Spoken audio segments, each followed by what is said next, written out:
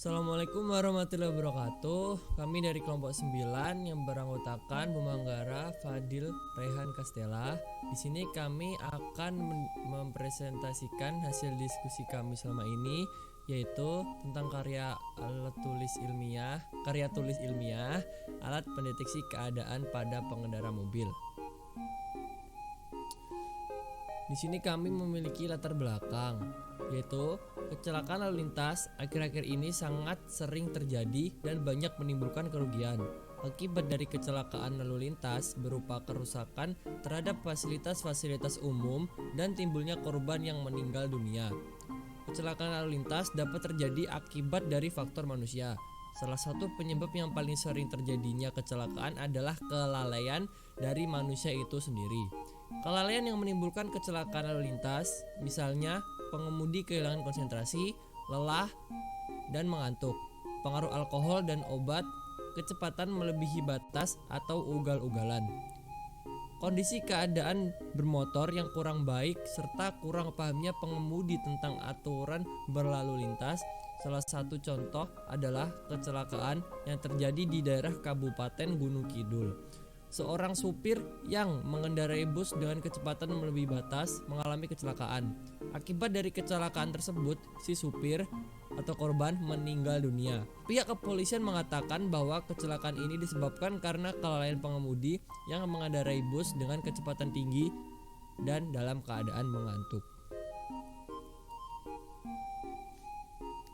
Dengan adanya alat pendeteksi keadaan pada mobil, maka kecelakaan yang terjadi dapat diminimalisirkan atau mungkin dapat dicegah dikarenakan alat tersebut dapat memancarkan sensor kepada mobil yang hendak berkendara di jalan yang rawan akan kecelakaan dan berlubang.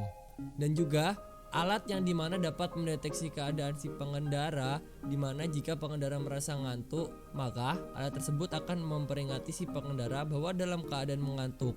Jadi, pengendara dapat berhenti sementara untuk istirahat atau bergantian mengemudi jika bersama teman. Tujuan dari pembuatan alat ini adalah untuk meningkatkan peluang keselamatan, untuk mempercepat waktu perjalanan, dan memberi peringatan kepada pengendara.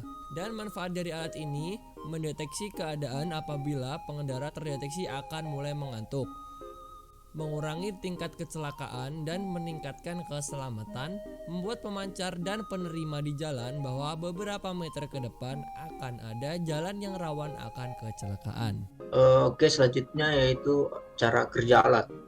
Jadi alat yang tersedia itu berjumlah 3. Yang pertama adalah pemancar, yang kedua microchip, dan yang ketiga pendeteksi kantuk. Yang pertama pemancar. Alat ini akan ditempatkan di spot-spot yang bahwasanya rawan akan kecelakaan dan juga jalan yang berlubang. Alat ini akan memberi sinyal atau sensor kepada mobil yang hendak berkendara melalui spot-spot tertentu dan terhubung melalui Google Maps.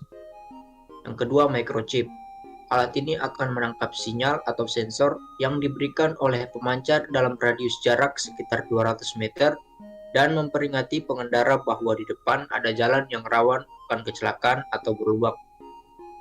Alat ini dipasang di dalam mobil dalam bentuk microchip. Dan yang terakhir yaitu pendeteksi kantuk.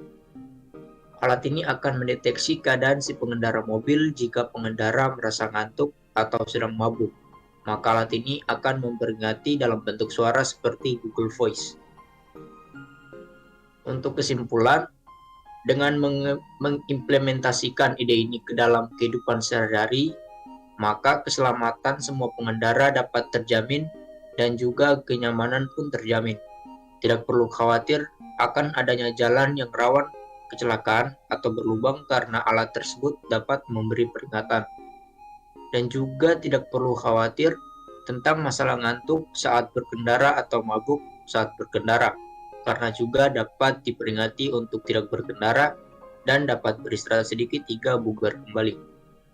Berikut daftar pustaka dari ide kami. Dan cukup sekian. Terima kasih jika ada salah kata. Wassalamualaikum warahmatullahi wabarakatuh.